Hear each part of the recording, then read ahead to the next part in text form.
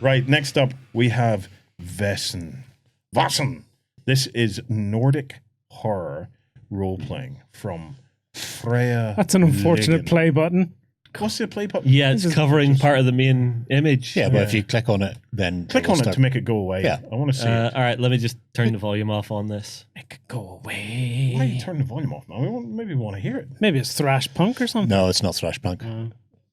So this is a new RPG by Freya Ligon, which is also Free League, which a lot of people will know.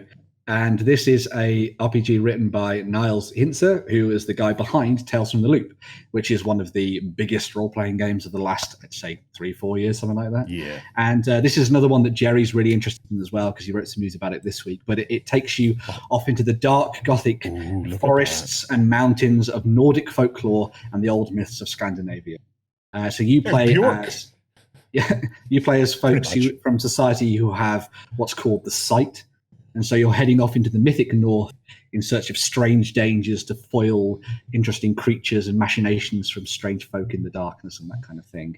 And from anybody who has even heard tangentially of Tales from the Loop, you'll know that this is a pretty damn good system that's very quick and easy to learn and play. And this then takes things into a new setting and a new world, which looks absolutely breathtaking in all of the artwork that we've seen for this as well. So, yeah. Well, let's have a quick scroll down, because I've got to say, I like what I'm seeing here. They haven't done a game yet that hasn't been absolutely stunning in its conception and the execution of it. And this one I really like because, it's a bit of Cthulhu in the 19th century in northern Scandinavia, and a bit like, if you think a Nordic Hellboy in the 19th century. So, you've got a group that they're like the BPRD. They have a castle in Uppsala that between adventures you recruit for your castle, and that's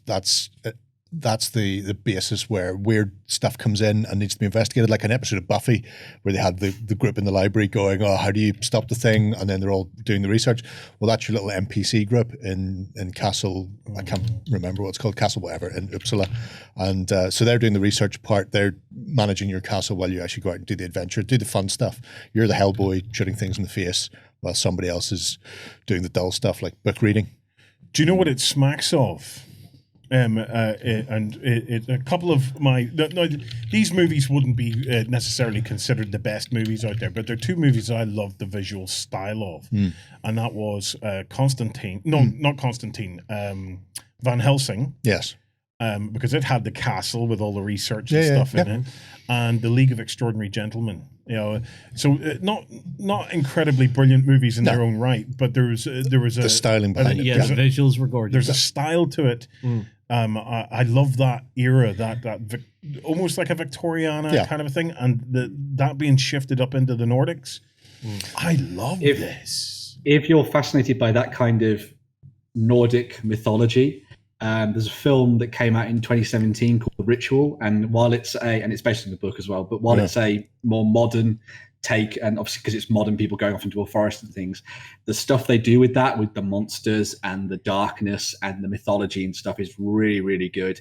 And it would be a good basis for someone to go and watch something like that and get a feel for the kind of weird dark forests out there in Scandinavia and Norway and stuff. And if I can also recommend, there's a dude on YouTube, and his name is Dr. Jackson Crawford. Do a search there for Dr. Jackson Crawford. I don't know. And he's a professor in Boulder, Colorado, of Nordic studies. Jackson what? Crawford. Lock up your girlfriends, boys, because every time this man pronounces Nordic stuff, and he does full videos where he pronounces Nordic words and things like that there, I have mangasms. So I can only imagine what the wives and girlfriends would be feeling whenever they watch this guy get his mouth around a northern troll. It's very, very good. It's like I feel like Jamie Lee Curtis at the foot of John Cleese. So another thing that's quite interesting about this, obviously a lot of people, when folklore and myth, they immediately go straight to gods and the Vikings and that kind of thing. But this is taking a little bit more of like a circuitous route through things and throwing a lot of the sort of darker and weirder creatures from their mythology and their folklore in particular from that kind of slightly more Victoriana style period and sort of the late Middle Ages and stuff, and bringing that into the fore, which I think is really good. So it kind of plays around with the format of what you think of when you think of Nordic, and I think it's really cool. So it's well worth checking out this one. Good luck to them, because I think it looks fabulous. Well, they're already funded, but they can be even more funded. They can could be. please be even more funded. 18 days to go. They're closing in on 100 grand right now as we speak. Worth you're, hopping in on. you're better looking at that in Swedish krona though, because it looks more impressive. This is like $1 million. it's like 1.1. 1.2 million. Yeah, 1.2 million Swedish krona. Yeah. Which, after Brexit will equate to about 50 billion pounds. But definitely go and check it out.